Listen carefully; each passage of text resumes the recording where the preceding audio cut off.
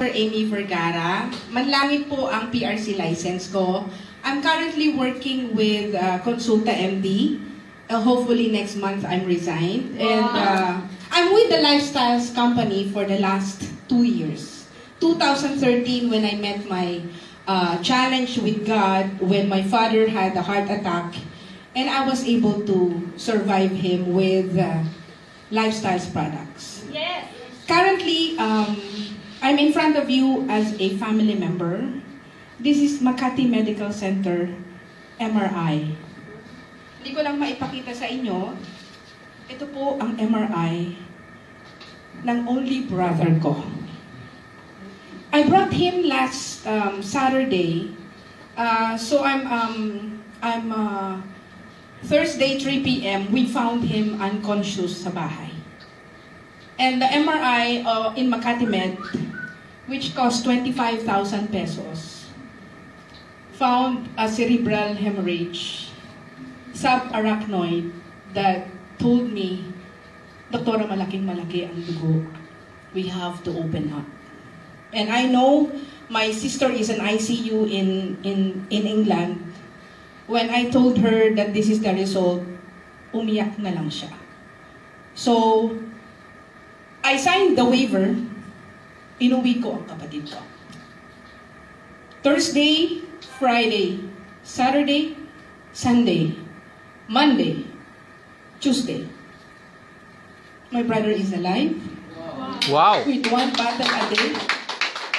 At intra, narinig ko si Bonita. Namatay ang mother niya sa stroke.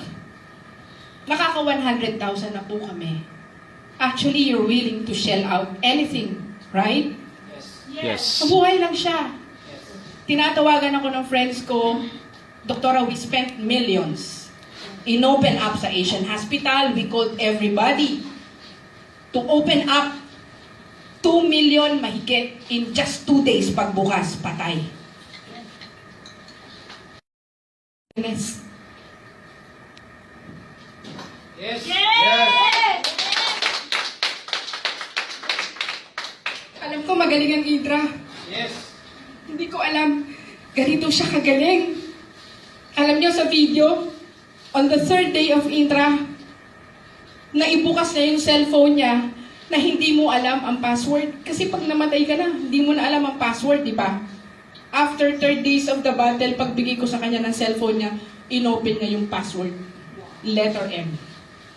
Currently, pag binibisita siya ngayon sa ward, inilabas ko na nga pala siya, nakadalawang hospital na kami. I just give Manitol IV, Citicoline, minamanage ko po siya sa bahay. Ikakauwi ko lang po siya kanya ngayon. I just came by to get my supply of Intra. Inilalaban ko na po ang kapatid ko. Bonus na ako na mabuhay siya ng Pasko. All in God's will, pinaglapit kami ng family kasi matagal ko na siya hindi kinakausap. And nung makita ko siya, nung nag-collapse siya, na ang itsura niya ganito, hindi siya nagsasalita. Doon ko na-realize, family is family. Yes!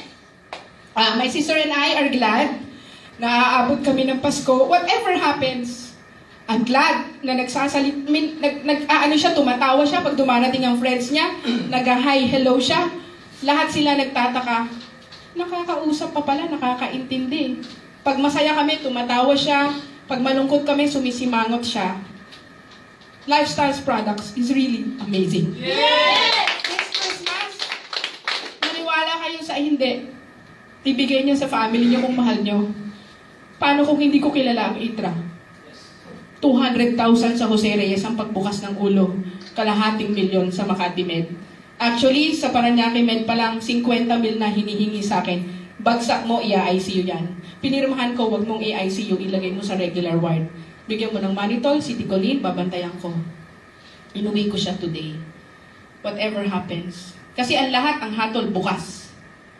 Bukas. By the way, na-repeat ang MRI from hemorrhage. CT scan ulit sa Paranaque Medical Center. No acute hemorrhage. Naging infarct. Hindi ko alam kung anong itsura ng machine nila. Pero magkaiba resulta after 1 day. From hemorrhage to infarct. Ang importante, nakakaintindi pa siya. Tuloy po ang laban namin sa IDRA. Salamat sa product. Kung hindi ko nakilala to, I know we will spend more than 200,000 pesos. Without assurance, 50-50, kung bubuksan mo yon na sumisirit ang dugo, we don't know what will happen. Kasi kahit sa Asian Hospital, with the best doctors, millions of pesos, patay pagbukas. To God be the glory. Maraming salamat po sa Lifestyles product. Ako po si Dr. A.